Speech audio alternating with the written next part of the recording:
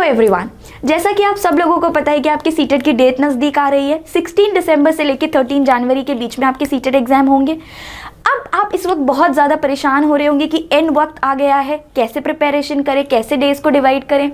तो अगर अभी आपके पास जितना भी टाइम है, अगर 16 दिसंबर से भी आपका पेपर है तो आप समझ लीजिए अभी आपके पास 7 दिन हैं, तो लगभग अपने डेज को हमेशा डिवाइड करके चलिए कि आप 3 दिन देंगे रिवीजन करने में, उसके बाद आप 3 दिन देंगे या 2 दिन देंगे मॉक टेस्ट करने में। अगर आप एक दिन में ज़्यादा मॉक टेस्ट कर ले रहे हैं तो आप 2 दिन ले लीजिए मॉक टेस्ट के लिए और 2 दिन ले लीजिए रिवीजन के लिए।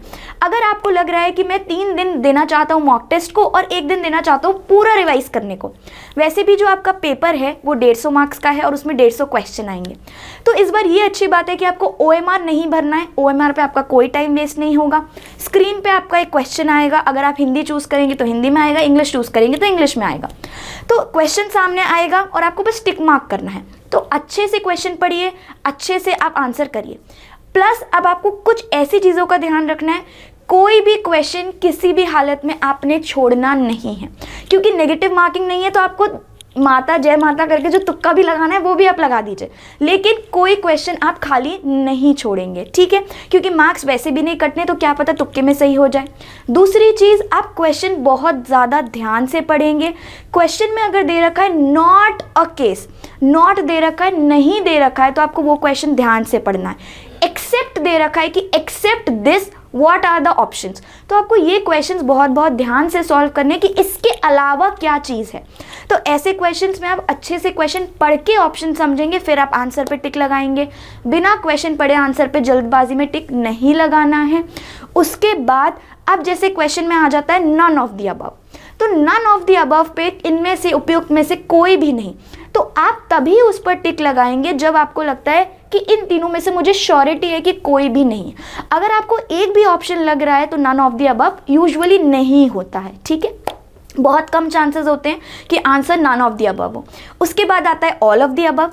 अब 33% ऐसा माना जाता है, रिसर्च में भी पाया गया है कि 33% अगर ऑल ऑफ द अबव है तो आंसर वही होगा, लेकिन 3 ऑप्शंस हैं उसके अलावा। अगर आपको 2 भी सही लग रहे हैं, 2 में भी कंफ्यूजन है, तो आप all of the above mark कर सकते हैं अगर कंफ्यूजन वाली स्टेट है तो, ठीक है। तो इन सब छोटी छोटी टिप्स को यूज़ करके आप अपने मार्क्स थोड़े से बढ़ा सकते हैं, ठीक है, और 90 मार्क्स तो आपको लाने ही लाने हैं।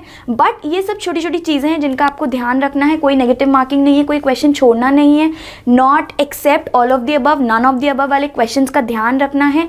जहाँ पर भी जैसे आपके क्वेश्चंस में आ जाता है कि भाई बच्चा क्रिएटिव थिंकिंग कर रहा है, क्रिटिकल थिंकिंग कर रहा है, डाइवर्जेंट थिंकिंग कर रहा है, कि भाई साथ में मिल के सहयोगपूर्ण तरीके से सीख रहा है, आलोचनात्मक सोच से पढ़ रहा है, वही आंसर है। क्योंकि हमने बात करी कि ये जो बेसिक चीज़ें ना, ये तो पक्का आंसर्स होते हैं।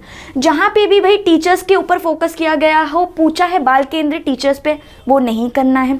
कुछ साइकोलॉजी के इंपॉर्टेंट टॉपिक्स मैं आपको बता देती हूँ जिन पे क्वेश्चन आता ही आता है। जेंडर बहुत ज़रूरी है, लिंग आपको पढ़ना ही पढ़ना है, जो आपका प्रगतिशील शिक्षा है वो आपको पढ़ना ही पढ़ना है, NCF आपको देखना ही देखना है, बहुत इंपॉर्टेंट है।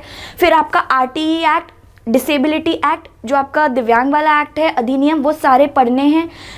विकास और वृद्धि के ऊपर ज़्यादा जोर देना है। फिर आपकी कोलबर्ग, वाइगॉत्स्की, पियाजे, इन पे बात करनी है। भाषा देखना है, भाषा और विकास, ये सब इंपॉर्टेंट टॉपिक्स, ये सब इंपॉर्टेंट टिप्स आप पढ़ के डेफिनेटली अच्छे मार्क्स ला सकते हैं। बाकी मेहनत तो आपको करनी ही है, मेहनत का तो कोई शॉर्टकट है ही नहीं। मेहनत करते रहिए और पढ़ते रहिए और मौर्य गुरु के YouTube चैनल से जुड़े रहिए। धन्यवाद।